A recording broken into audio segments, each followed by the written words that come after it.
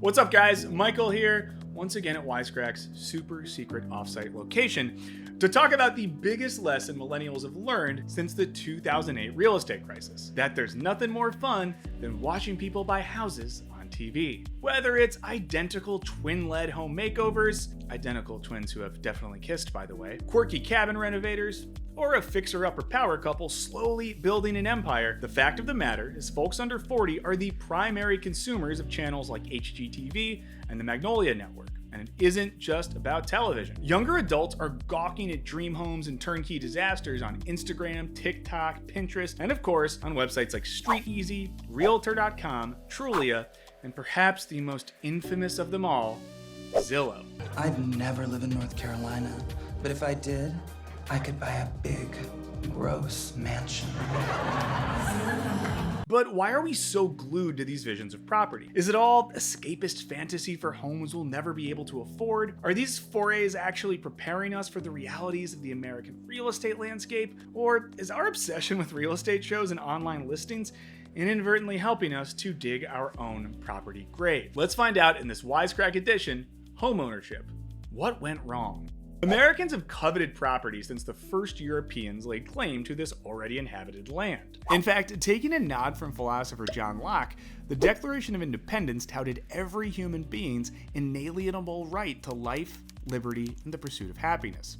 But here's the catch. Locke was better known for his thoughts on the right to property than for his complicated views on the pursuit of happiness. Thus, Thomas Jefferson's phrase of choice has often been interpreted to mean property, and we can only assume that the founding fathers would have been huge HGTV fans because they like to watch brothers kiss. The good news was there was plenty of land in North America for disaffected Europeans to plant flags and finally call dibs on their own property. This was in stark contrast to the situation back home.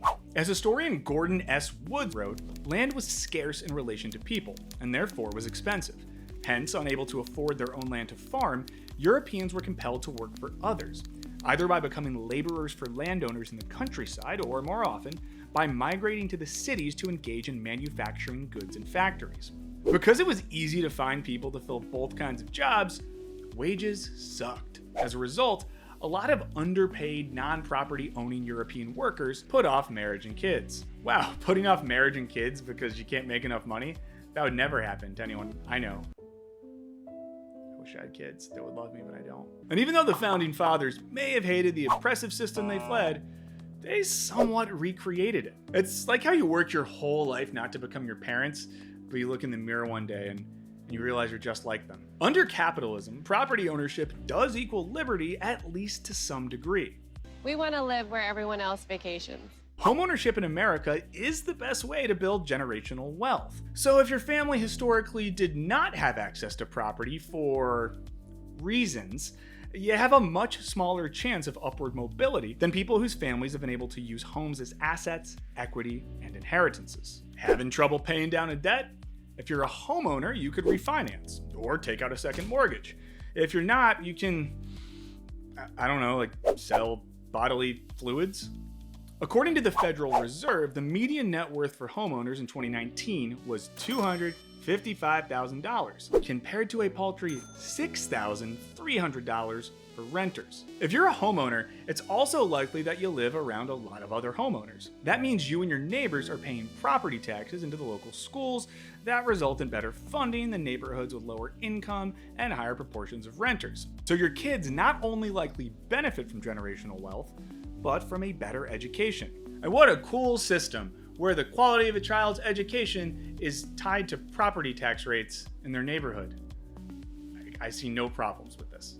And let's not forget that property ownership was used for deliberately exclusionary purposes, like restricting voting rights to minorities and women. In fact, even white men who didn't own property were often disenfranchised from the voting process until the mid-19th century. As Catherine Levine Einstein and Maxwell Palmer point out, even today, homeowners dominate contemporary local politics. They participate at far higher rates, are electorally powerful, and comprise virtually all elected officials, even in cities with large majorities of renters. Their disproportionate influence comes with stark consequences for American local governments. Land use and housing policies that favor the interest of homeowners have spurred high housing costs, sprawling and environmentally destructive land use, racial and economic segregation, and unequal access to high-quality public goods. At the Constitutional Convention, the question of whether you needed to own property to participate politically was hotly contested. And folks like future President James Madison argued only landowners could be trusted with our delicate republic. See, in Madison's mind, realistically, most Americans would never own property. And if all those unpropertied people banded together and, say, voted in unison, well, that would be bad news bears for the upper crust. But like, what if we did that for real, though? Others at the convention, like kite enthusiast Benjamin Franklin, disagreed, concerned that land ownership as a condition of electoral participation would create a powerful aristocracy and powerless lower class. Besides, many in the latter group, he pointed out, had fought in the recent revolution that allowed these guys to even be having this conversation. Ultimately, the Constitution ended up with little to say about property, and decisions about whether you needed to own property to vote were left to individual states, who got cruelly creative. As we moved forward, and especially in the Jim Crow era, local restrictions on voting and political participation increased. At the same time, discriminatory housing policies made it incredibly difficult for pretty much anyone who wasn't a white male to own anything at all. The emphasis on property ownership as the paragon of American virtue was intentionally designed to benefit one class of people, to the exclusion of all others. So in some ways, owning your little piece of land has always been crucial to success in America. At the same time, it's remained an elusive dream for so many. And today, that includes older millennials. They remain deeply impacted by the 2008 financial crisis that saw millions of Americans lose homes to predatory subprime lending practices. And they saw good-paying jobs disappear almost overnight. And of course, they're further saddled with an unprecedented amount of student loan debt, which really counts into your white picket fence budget, or your food budget, rent budget, toothpaste budget, just your budget as a whole because you don't have any money. And that's not great, because studies have shown that renting is literally bad for your health. A 2012 study of urban homeowners and renters reported that homeowners perceived a sense of control, trust in neighbors, and residential stability that resulted in better mental health outcomes than their renting counterparts. Unsurprisingly, the lack of stability that has defined millennial adulthood leads to depression, anxiety, and a fertile landscape of Instagram and TikTok therapy. But then, the pandemic hit. And while cooped up in tiny apartments, we started gazing longingly at the internet listings of homes with yards, room for an office, and enough space to escape the scent of our roommates' deteriorating hygiene habits. You know how I am about my gas range. But as young people flocked to the internet to ogle their dream homes, one of the main purveyors of #housegoals content found itself in hot water for deeply anti-consumer practices. And it managed to also royally screw itself in an ill-conceived effort to profit even further off the home selling process. That website is Zillow. And if you're between the ages of 25 and 40, you've probably lost at least one afternoon to it. Are you bored? Launched in 2006, Zillow began as a simple listings website where users could put in specs for homes they wanted to buy. Things like location, budget, numbers of bedrooms and bathrooms, etc. I go to open houses because I love seeing how other people live. Then they could connect with a broker when they saw something they liked. According to Will Parker of the Wall Street Journal, it's a platform for real estate agents to find people who are looking for homes and want to buy them. That's the primary way that Zillow makes money, and it's a good business. It's very high margins, and so it's not a very capital or asset intensive business. Side note, if you want to learn more about how platforms function, check out our recent video on Elon Musk. But in 2018, the company decided to cut out the middleman and start buying and selling homes directly, a practice called instant buying, or iBuying, because when you put I in front of anything, it makes it fancy. And they predicted it would make them, in real estate terms, a metric butt full of money. Journalist Ryan Knutson put it this way: with iBuying, consumers could skip the long hassle of listing a home, showing it, waiting for offers, negotiating, and so on, and instead sell their home almost instantly to a company like Zillow. Zillow thought this model would be more attractive to buyers and sellers. And as Parker points out, even if the price Zillow offered for your house was lower than its market value, the convenience of the transaction and the promise that the deal would go through quickly was attractive enough to lure in more sellers and grow Zillow's inventory. In essence, Zillow was simply home flipping, a practice any HGTV viewer is familiar with. The asking price was $390,000, and we wound up paying $9 billion plus closing costs. Ideally, Zillow would buy homes and then sell them for more than they purchased them. On top of that, iBuyers bring in money through transaction fees, the real cash cow in the deal. Zillow predicted that their iBuying scheme, which they called Zillow Offers, would rake in an extra $20 billion a year. But house flipping isn't that lucrative on a small scale. You can't say buy a house for $100,000 and sell it for $1 million. The margin between buying costs and selling profits is relatively small. So in order to live up to the massive promise of a multi-billion-dollar surge in revenue, Zillow had to go big or go home, or go big and get homes. And that's exactly what they did. Zillow snapped up 7,000 homes at prices that baffled their competitors, and in many cases, delighted homeowners who were putting their houses on the market. Zillow would sometimes pay more than the price at which local real estate agents had valued the homes in order to entice the seller to make an easy and quick decision. And this practice inspired a now viral TikTok where real estate agent Sean Gotcher posits, "Why would they pay $340 for this 31st home whenever they've only paid $300 for these others?" Well, what that just did is create a new comp. So when they go to sell these other 30 homes, that extra $40,000 that you could say this one sold for $340 just made them $1.2 million. Of course, Zillow tried to shoot down these insinuations in a statement to Yahoo News, claiming that we pay market value for every home we purchase.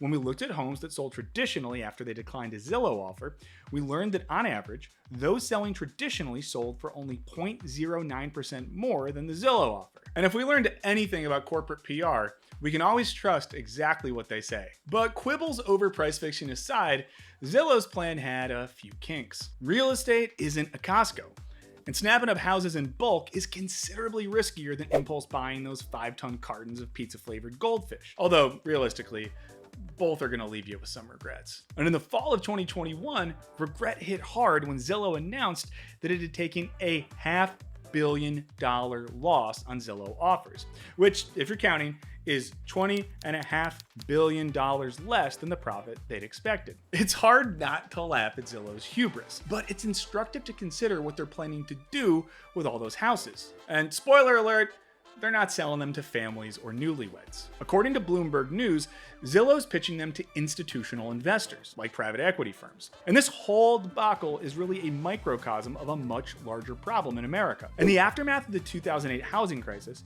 huge corporate investors started scooping up houses that had been dispossessed and renting them out, often for more than residents would have paid otherwise.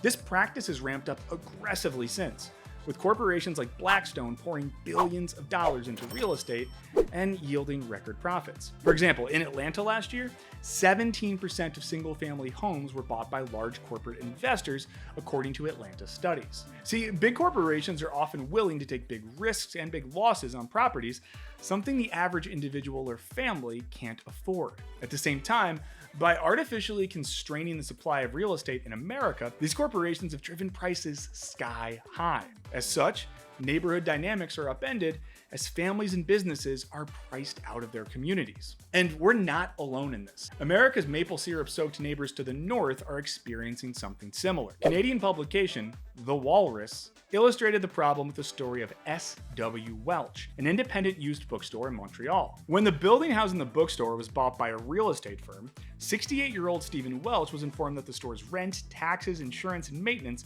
would increase to $5,000 a month, a staggering 150%.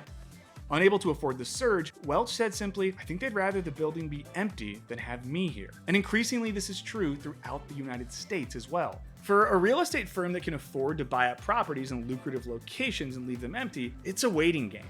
As executive director of Downtown Montreal Business Association, Glenn Costanera explained, say a landlord buys a property with a mom and pop shop that pays its rent on time every month, but it only pays $1,000. The landlord may think he can get $5,000 or $10,000 per month. Even if the property remains vacant for 10 months, it only takes 1 month's rent with the new tenant to make back what they lost. Some cities have created taxes and fees to penalize firms who leave usable property vacant for extended periods of time. But real estate speculation, the act of buying up property in anticipation of favorable changes in the market, has proven too profitable to be shut down, especially by slaps on the wrist like Oakland, California's $6,000 a year flat fee for homes in use fewer than 50 days a year. And in a red-hot housing market, some 16 million homes still remain vacant throughout the United States. The injustice of there being 16 million vacant homes in a country with 500,000 unhoused people is pretty staggering. Meanwhile, since the recession, the value of American real estate has ballooned at an unprecedented rate. But remember, lots of homeowners lost their houses during the crisis. So instead of these gains going to moderate or middle income homeowners, it's going into the coffers of huge corporations and their shareholders. And it's all fun, games, and easy television for our glowing surrogates and their newly remodeled happily ever afters. But when you turn the TV off, the reality is a lot darker. One survey referenced in Fortune showed that some 82% of millennials have at least one significant regret about buying a home, including decreasing home values, neighborhoods that turn out to be a bad fit, and the decidedly unglamorous realities of fixer-uppers. Meanwhile, foreclosures spiked a staggering 700% in January 2022, according to data company Black Knight. This picture doesn't quite square with the cheery antics of Christina on the coast. So what about the majority of us, left window shopping on Zillow, fantasizing about the day we too will join the ranks of landowners? In some ways, we're cosplaying a dream in stark contrast to reality. Put differently, we're situating ourselves squarely within a system that's rendered us pretty powerless. Iris Marion Young contends that the goal of a dream house sets workers working and keeps workers working, fearing job loss, working overtime. The consumer-driven desire of civic privatism tends to produce political quietism. That is to say, when we're really worried about finding our own single-family house, we're gonna work our butts off instead of questioning the political system that puts us in this position. As sociologist David Madden and urban planner Peter Marcuse write in their book, In Defense of Housing, ownership restricts household members' opportunities to engage in other activities, as well as their desires to do so, especially their willingness to participate in collective action that might involve social conflict. When we're more focused on benefiting from a shitty system, we're less likely to agitate against that system. At the same time, the writers argue that this individualist thinking means that if something goes wrong, the individual is thought to be to blame rather than social and political structures. The fact that so many millennials can't buy a house or can't keep up with their mortgage payments isn't because they're blowing their not keeping up with inflation wages on avocado toast. It's because they're being priced out by huge corporations. Zillow's accessibility belies that reality and keeps us dreaming. And that's what makes it so seductive. But what do you guys think? Are you still gonna spend your Friday nights on a hot date with the Zillow listings and a rerun of Property Brothers? Or is real estate porn actually a lot more sinister than the other twins that do real estate might have you think? Let us know in the comments. Huge thanks to all our patrons, and if you haven't checked it out in a while, check out our Patreon page. We have a lot of cool new stuff there. Also, check out our new stream, Wisecrack Live, every Thursday, right here. Hit that subscribe button like you're clicking buy on the Zillow listing for the French Riviera castle of your dreams. And don't forget to ring that bell. And as always, thanks for watching. Later.